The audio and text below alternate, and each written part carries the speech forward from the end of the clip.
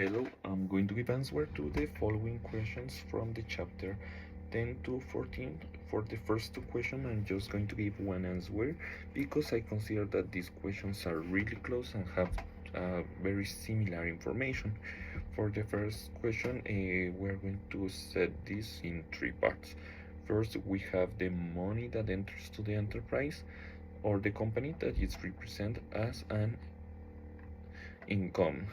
For the second, we have the materials and the inventory that for the company is represented as the products that hasn't been sold yet, so they still in the inventory. And finally, are the expenses are money that is used for the process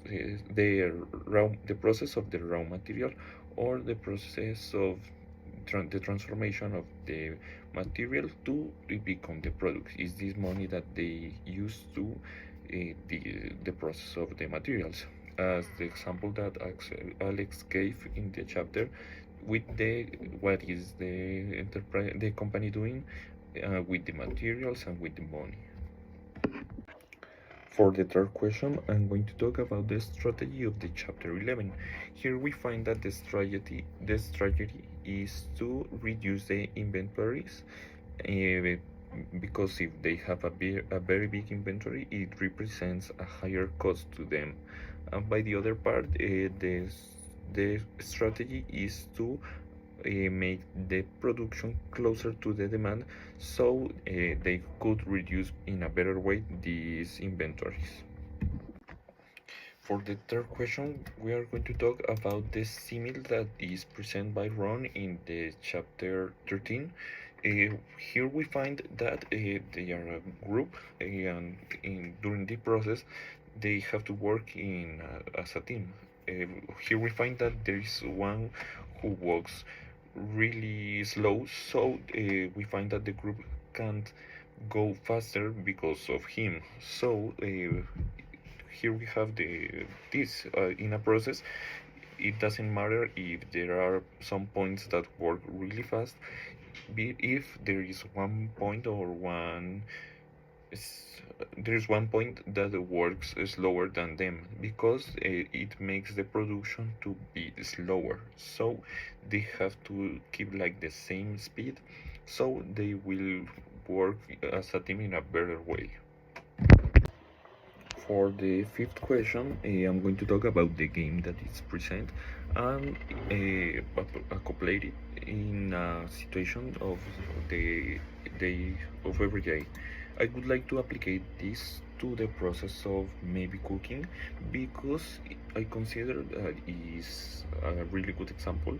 Here we have that the production of the other lines depends on the back lines. For example, if this is a linear process, for example preparing a burger, we find that if there is a higher demand in one of the process, but for example we have a big quantity of bread but we don't have the same quantity of meat, the production depends on the quantity of the meat.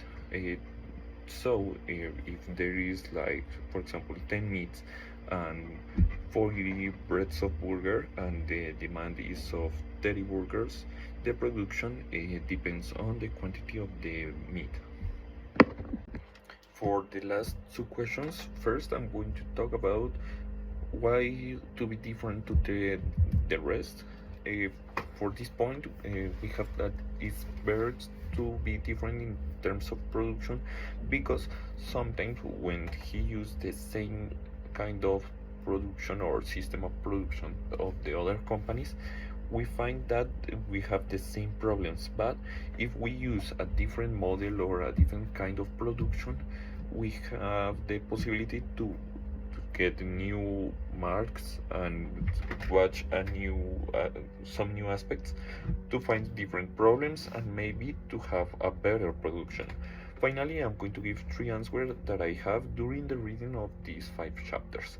First, the first question is, how does the bottlenecks influde into the structure of the company and the production of the company?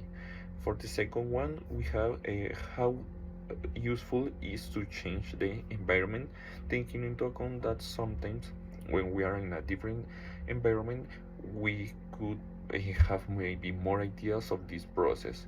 And finally, how to measure the success of a company, taking into account the production. Thank you.